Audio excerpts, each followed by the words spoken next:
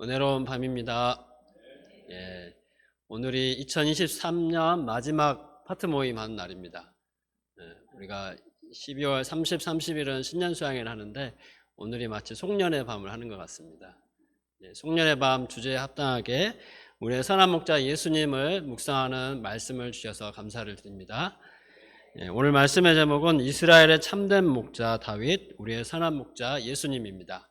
요절로 22장 2절을 같이 읽고 기도하고 말씀 전하겠습니다. 시작.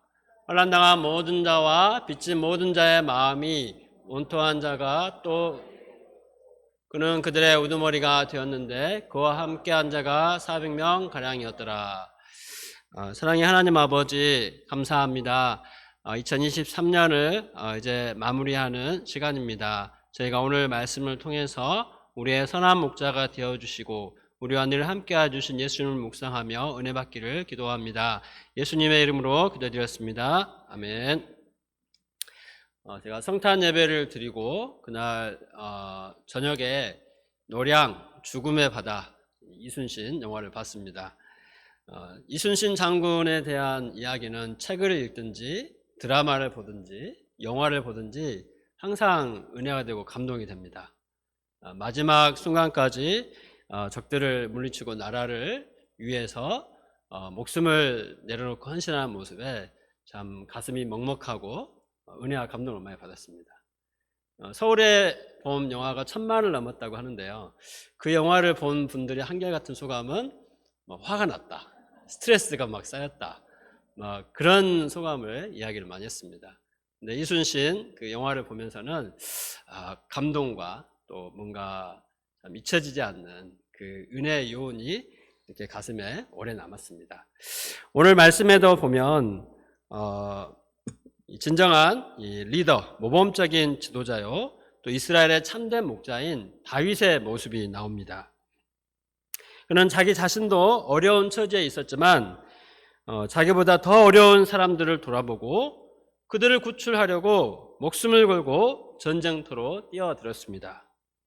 백성들은 이런 다윗을 진정한 목자로 믿고 따르고 존경했습니다. 또한 많은 사람들이 오실 메시아 그리스도는 다윗과 같은 목자일 것이라고 생각을 했습니다.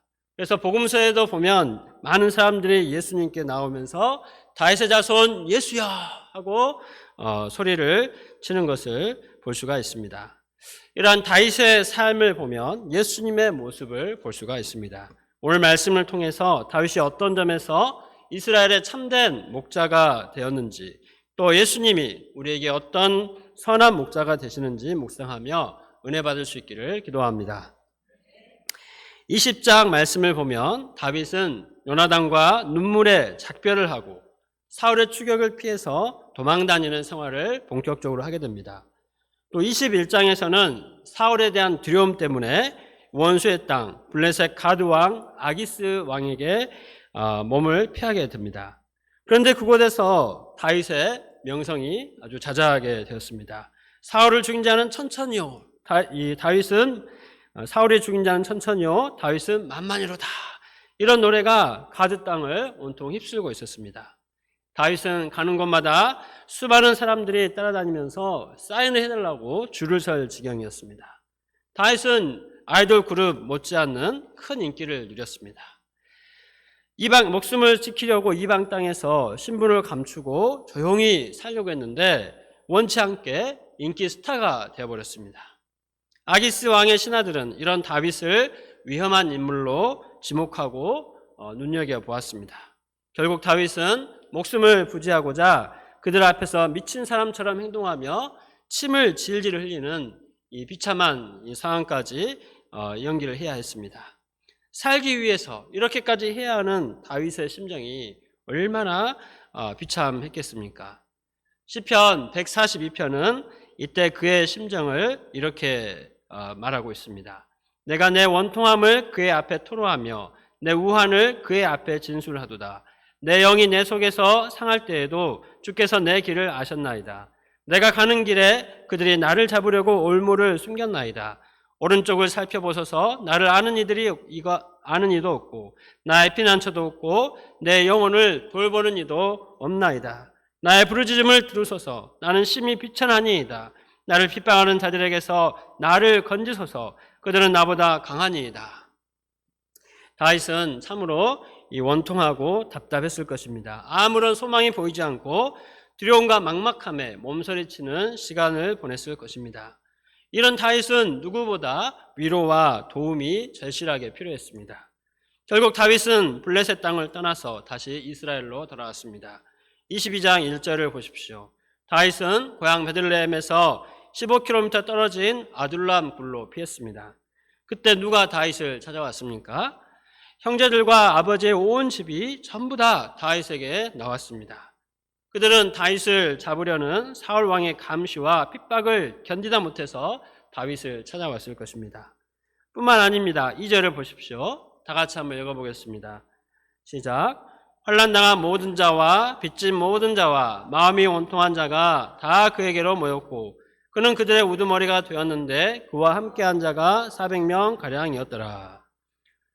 다윗이 찾아온 사람들은 그에게 도움을 주러 온 사람들이 아니었습니다. 오히려 그의 도움을 필요로 하는 사람들이었습니다. 압제를 받는 사람들, 빚에 시달리는 사람들, 원통하고 억울한 일을 당한 수많은 사람들이 다윗에게로 모여들었습니다.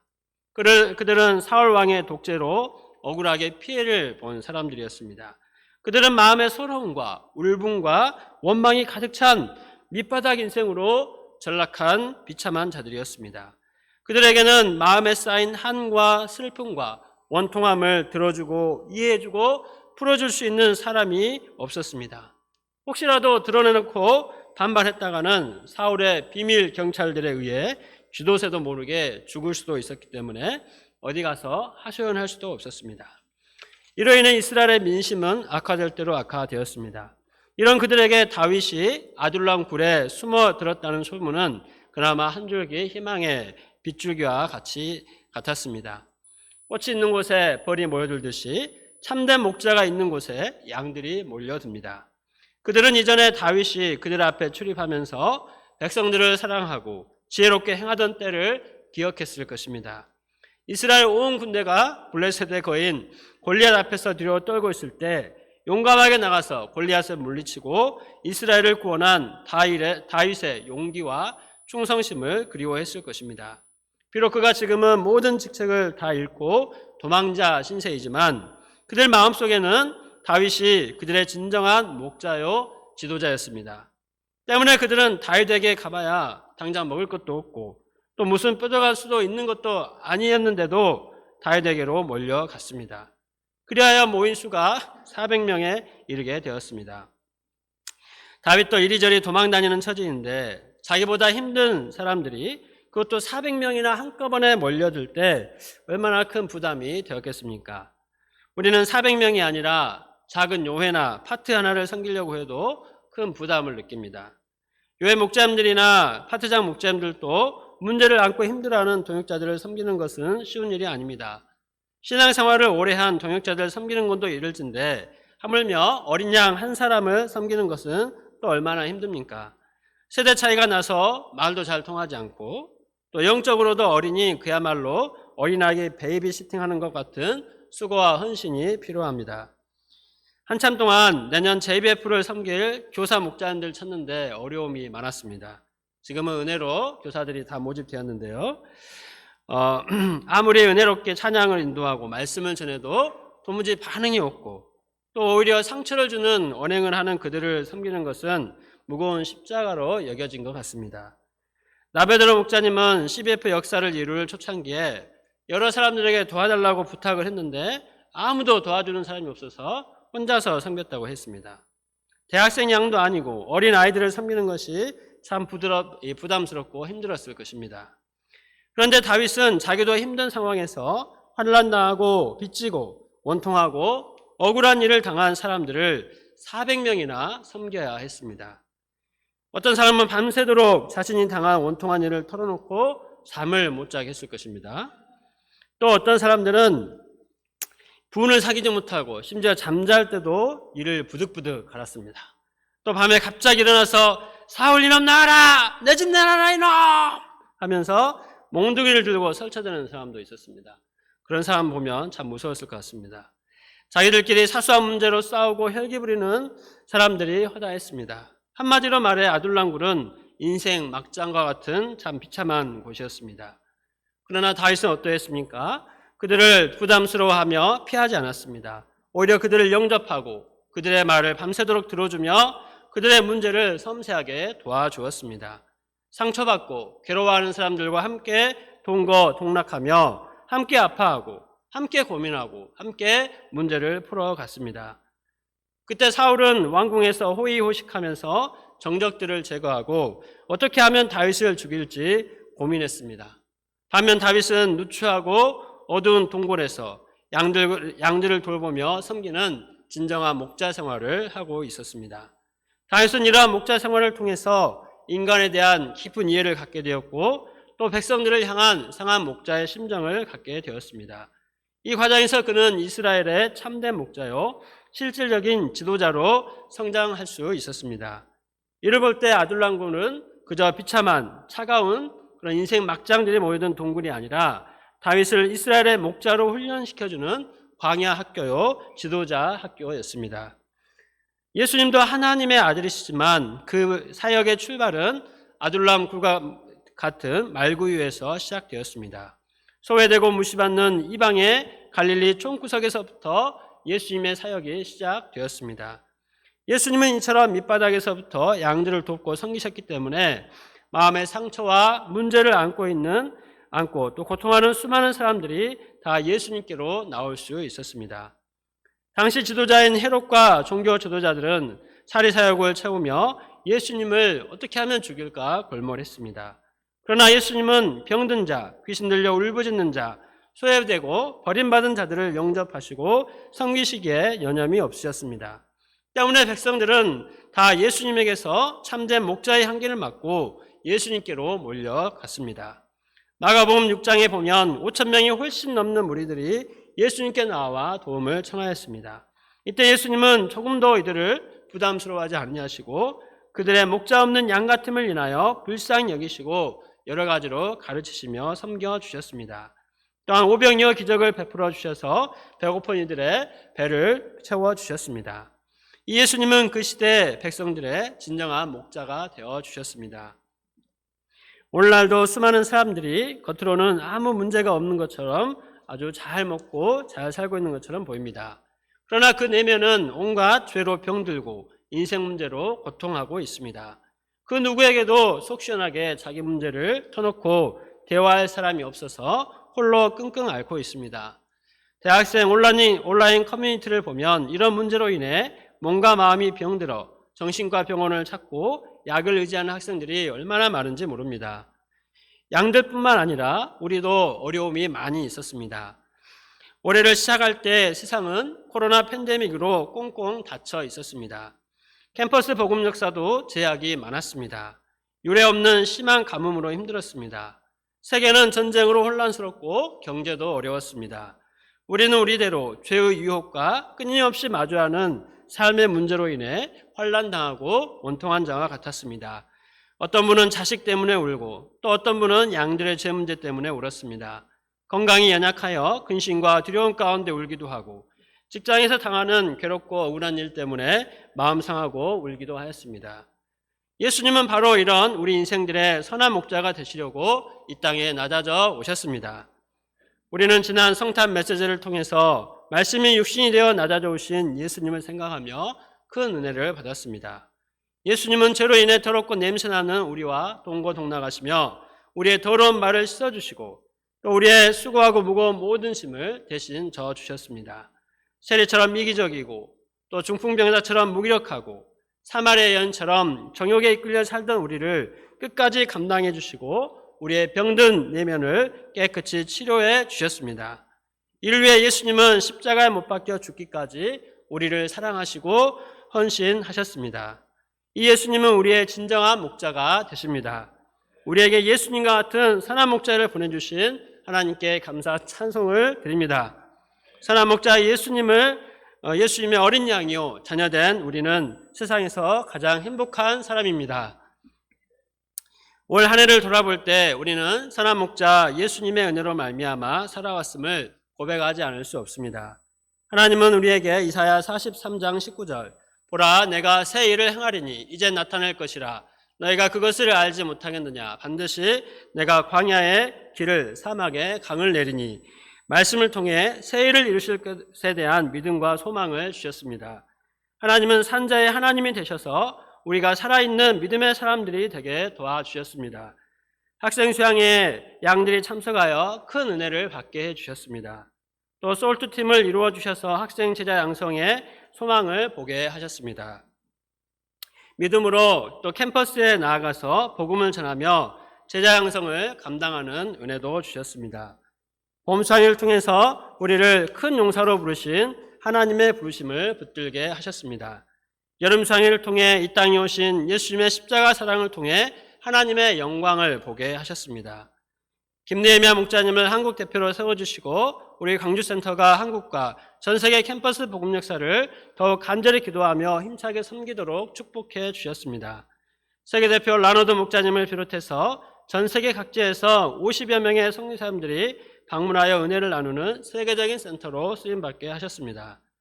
학생들이 미국 국제수양회에 참석하여 은혜받고 영적으로 성장하게 하셨습니다. 가을 수양회를 통해 선진들의 믿음을 배우게 하시고 11명의 양들이 믿음의 인물 심포지움을 감당하며 영적으로 성장하는 은혜를 주셨습니다. 또 5명의 양들이 세례를 받고 하나님의 자녀로 굳게 세움을 받았습니다. BBF, CBF, JBF 2세들도 소망스러운 하나님의 자녀들이요 영적인 리더들로 키워주고 계십니다. 지난 성탄 예배를 통해서 말씀이 육신이 되어 이 땅에 오신 예수님을 새롭게 영접하게 하시고 경배 프로그램을 통해 하나님께 영광 돌리게 하셨습니다. 한 해 동안 데살로니가 전후서, 사도행전, 에스라, 느헤미야 주일 말씀, 사무엘상, 마태복음, 파트모임 말씀, 고린도 전후서, 베드로 전후서, 룻기, 갈라디아서, 역대상, 금요기도의 말씀, 각종 수양회와 특강 말씀, 일용할 양식 말씀 등 수많은 말씀으로 우리를 영적으로 풍성하게 먹여주셨습니다. 우리는 세상에서 환난을 당하고 빚지고 마음이 원통할 때가 많았지만 하나님은 이처럼 풍성한 말씀과 그거 놀라운 새 일을 이루사 우리를 위로하시고 축복해 주셨습니다. 한 해를 돌아보니 우리의 선한 목자 되신 주님의 은혜가 얼마나 크고 감사합니까? 인간적으로는 아쉬움도 있을 수 있습니다. 그러나 선한 목자 예수님의 위로와 사랑과 축복을 생각하며 기쁨과 감사함으로 한 해를 마무리해야겠습니다. 나아가 소망 가운데 2024년 새해를 시작할 수 있기를 기도합니다. 저도 올 한 해를 돌아볼 때 선한 목자 되신 예수님의 은혜에 감사를 드립니다.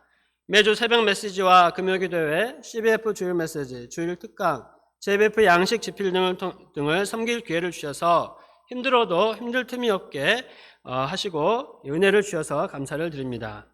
목자 생활을 하면서 때로는 누구에게도 말할 수 없는 힘들고 어려운 마음으로 끙끙 앓을 때도 있었습니다. 그때마다 감당해야 하는 말씀들이 저에게 하나님의 위로와 소망의 음성으로 들려왔습니다. 성경 통독과 새벽기도 또는 저녁기도를 통해서 모든 어렵고 복잡한 일들을 잊고 하나님과 함께 교제하며 목자의 직분을 감당할 힘과 은혜를 주셨습니다. 여름 수양회와 미국 국제 수양회를 통해서 십자가에 달리신 하나님 예수님의 사랑과 은혜를 붙들게 해주셨습니다. 또 목자님들의 섬김으로 미국과 캐나다의 명소를 방문하고 성교사님들과 교제하는 축복을 주셨습니다. 우리 가정을 통해 양들도 영육간에 풍족하게 섬기는 은혜를 주셨습니다. 가정에 필요한 물질도 채워주셨습니다. 자녀들도 성실하고 똑똑하고 건강하게 자라도록 축복해 주셨습니다. 이 모든 일에 제가 한 것은 단순하게 하나님을 믿고 순종하며 주신 직분을 충성스럽게 감당하고자 투쟁한 것밖에 없습니다. 그거마저도 하나님의 은혜가 아니면 감당할 수 없었을 것입니다. 모든 것이 은혜임을 고백하지 않을 수 없습니다. 이 은혜를 생각할 때 선한 목자 예수님의 사랑과 섬김을 더 배우고 실천하기 원하고 그리스도를 얻고자 간절히 소망하게 됩니다. 나아가 저에게 맡겨주신 양들과 모든 일을 한 맺힌 과부와 같이 항상 기도하고 낙심하지 말고 섬길 수 있기를 기도합니다. 결론입니다. 우리에게 감동을 주고 참된 위로와 소망을 주는 지도자는 누구입니까? 예수님처럼 십자가에 자신을 내어주시기까지 우리를 사랑하시고 예수님만이 우리 자신을 우리의 참된 지도자가 되십니다. 세상에 예수님과 같은 지도자는 없습니다. 오직 예수님만이 우리의 참된 지도자여 선한 목자이십니다. 지금까지 우리를 인도해 주시고 한량없는 은혜를 베풀어 주신 예수님께서 내년에도 또 그 후에도 또 영원토록 우리의 선한 목자로서 함께해 주실 것입니다. 예수님을 믿고 의지하며 또한 예수님을 배워서 우리도 한 영혼의 선한 목자로 섬기며 헌신하고 사랑을 베풀 수 있기를 기도합니다.